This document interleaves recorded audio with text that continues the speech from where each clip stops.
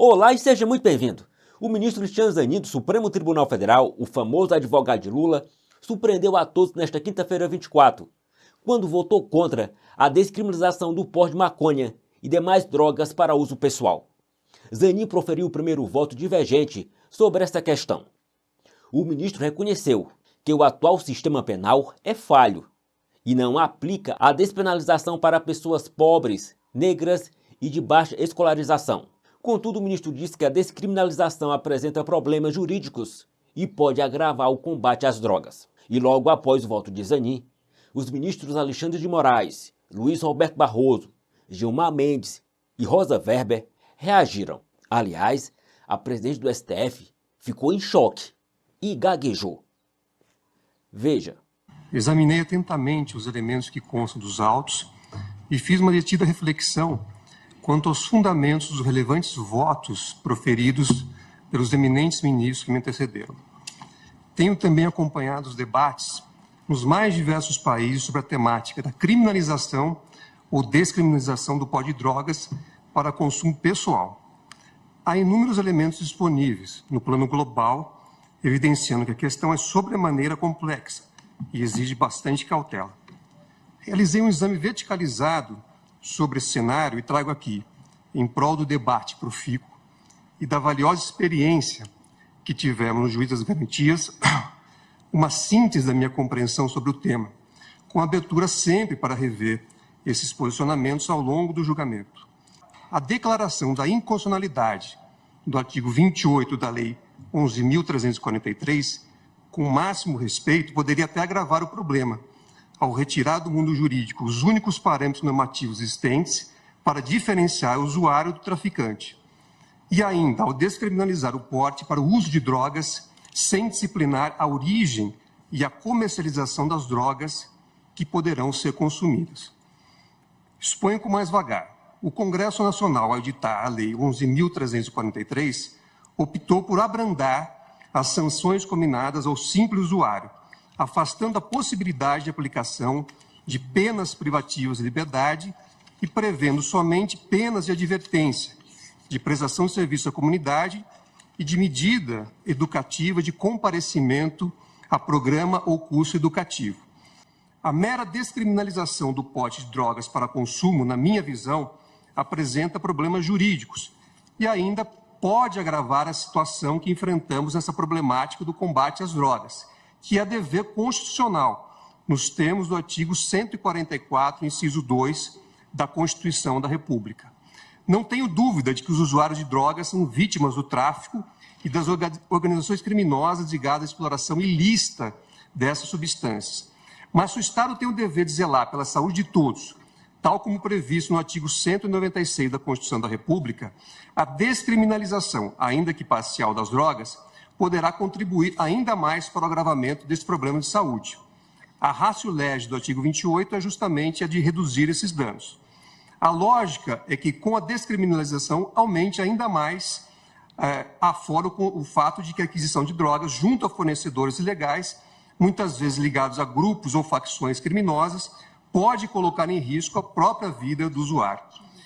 De outro lado, faço importante e necessário sobrelevar o disposto no artigo 3º, item 2, da Convenção contra o Tráfico Ilícito de Entorpecentes e Substâncias Psicotrópicas, internalizada no Brasil pelo Decreto 154, de 26 de junho de 1991, que estabelece que cada país adotará medidas necessárias para caracterizar como delito penal, de acordo com o seu direito interno, quando configurar a posse, aquisição ou cultivo intencionais de entorpecente ou de substâncias psicotrópicas para consumo pessoal.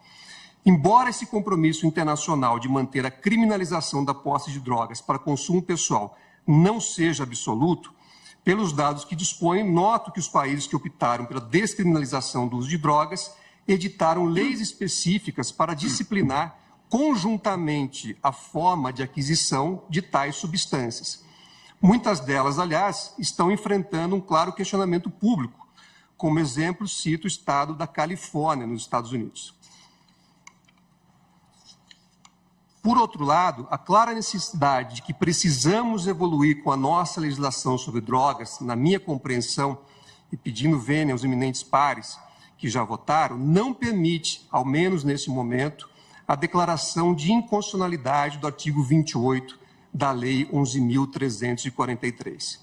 Até porque, como já expus no começo do meu voto, esse dispositivo é o único a conter parâmetros relativamente objetivos para diferenciar, na atualidade, a situação do usuário e do traficante.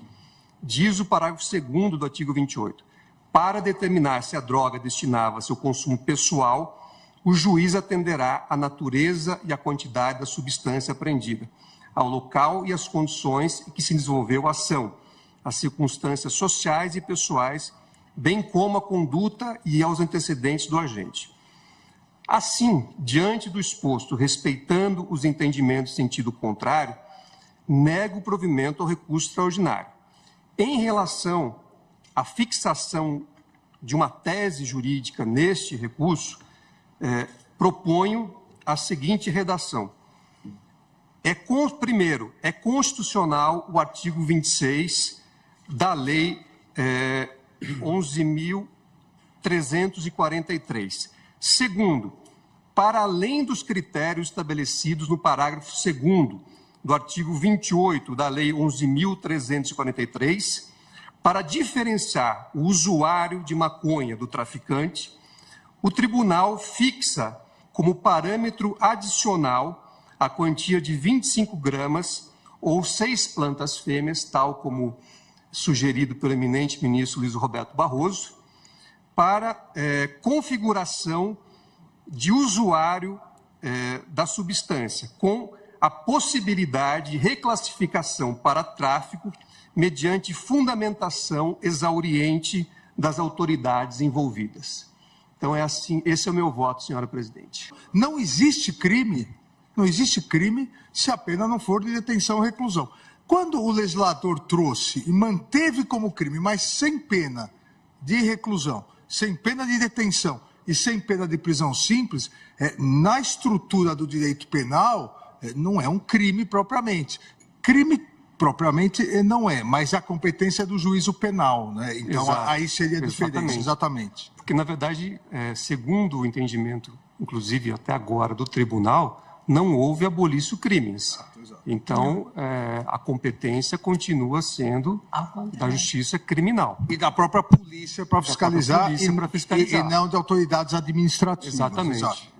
É que, ao criminalizar, você dificulta a procura da assistência médica, a procura do sistema de saúde pública. Porque se você procura o sistema de saúde pública como usuário de drogas, se isso for considerado crime, o hospital é obrigado a reportar.